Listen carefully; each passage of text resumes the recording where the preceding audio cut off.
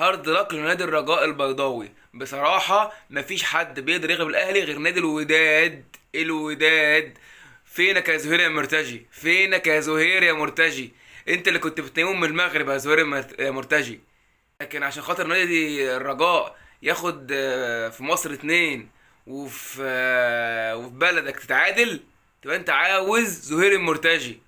عيب يا رجاء، عيب. الاهلي فسحك رايح جاي يا رجاء، عيب. عارف انت والوداد بيلعب دلوقتي كان زمان الاهلي بره البطوله، لكن انت يا رجاء ضايع. ضايع للاسف، للاسف الشديد ضايع. مبروك للاهلي والاهلاويه.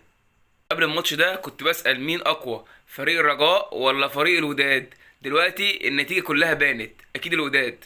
للاسف الشديد الرجاء حاليا محتاج تدعيم صفوفه.